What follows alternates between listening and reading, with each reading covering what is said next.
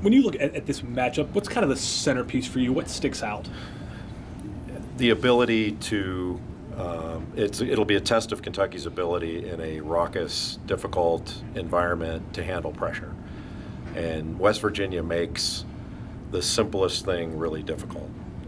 I think a lot of players, especially young players, take inbounding the ball for granted. And inbounding the ball against West Virginia is really difficult. And by the second half or later in the game, after you've had the simple become really difficult for that period of time, you get worn down physically and mentally, and your legs get taken away from you. West Virginia gets further into your bench, and that's when you find out how good you are. And so it's maybe the sternest test of mental and physical concentration and toughness that you'll have on the road. If Kentucky is tough enough and it comes down to West Virginia's half-court offense, what kind of a difference could that make in the game? Well, I mean, that'll be a factor. I don't know that any game ever comes down to half-court offense, but because one of the things West Virginia does so well is part of their offense, the offensive rebound. So to me, the game is it's continuous and connected. So, the difference to me is extra possessions. So if West Virginia, because West Virginia's, if they hit shots, you're done.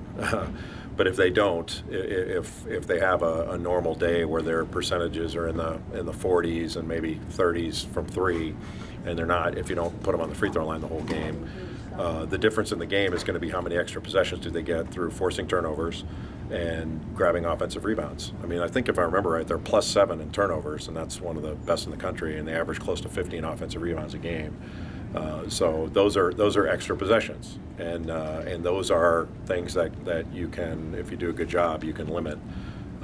If you limit turnovers, limit second shots that you provide. It's not all within your control, but a good part of it is.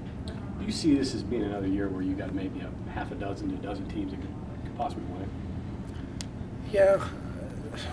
Yeah, I guess. I haven't seen a truly great team yet this year.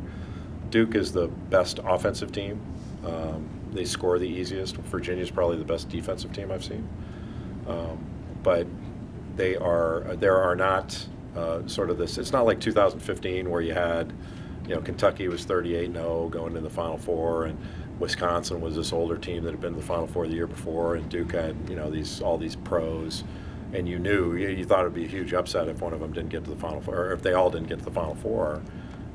This is more a year like 2011 probably, or 2014, where everybody's vulnerable. I've never been a big believer that it goes down. Half a dozen teams can win I don't believe that. I haven't believed that for a long time. I think basketball is way more like football than we're willing to admit.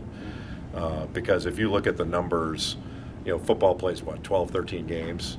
If you use a little algebra and put that out over a 40-game schedule, they lose the same amount of games that basketball does, the best teams. Could you see maybe a Connecticut deal with Kemba Walker one year where a team gets hot and this goes? That can happen any year. It's less likely when you've got the truly great teams that kind of are juggernauts, and you don't have that yet. Maybe Purdue or Duke will turn out to be that. Virginia is less likely to be that. Because their margins are a little bit slimmer. They're not as great offensively, so they don't pull away as much. And when you don't pull away, something can happen. But it's going to be like, we've had more kind of unranked teams beat ranked teams this year than we've had in a long time. But the records of the teams at the top aren't that much different than they are year to year. Villanova's had a couple of injuries. They're probably the best team right now. Purdue's right there. But there are a bunch of teams that can win. It's just, can you win 4 games to get to a Final Four? Or can you win 6? Oftentimes if you haven't won 6 in a row during the year, you're not going to win 6 in a row during the tournament. Jay, when you come to Morgantown for a big game like this, what do you notice in the atmosphere, the environment at the Coliseum? It's loud and hot. Loud and hot. I love coming to Morgantown. It's a great environment in there. I started coming here when Gail Catlett coached here. When I was, the first game I did here, I think it was in the late 90s or something, mid to late 90s, And ESPN2, I was doing an ESPN2 game, and it was back when we did stand-ups. You know, now we do the game starts, we're already sitting at the table. We did stand-ups, and I'm out there with my partner, and I did not know about the Mountaineers shooting that gun off, and I should have worn brown pants that day. The last time Game Day came to Morgantown was March in 2009. How have you seen how this program has kind of evolved since that time? It just has it's just gotten better and better. I think the reputation of the press and all that has taken hold, and so now it's almost like it's been branded. Even though in a given year they may not press quite as much as they did the year before, or something like that. It's not like they press every possession this year, but when they do, it's meaningful. And Bob is a recognizable figure that has become a fixture here.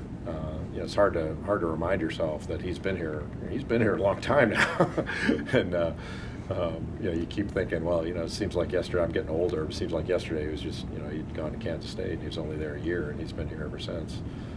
So it's got a brand and a feel to it that everybody's gotten used to.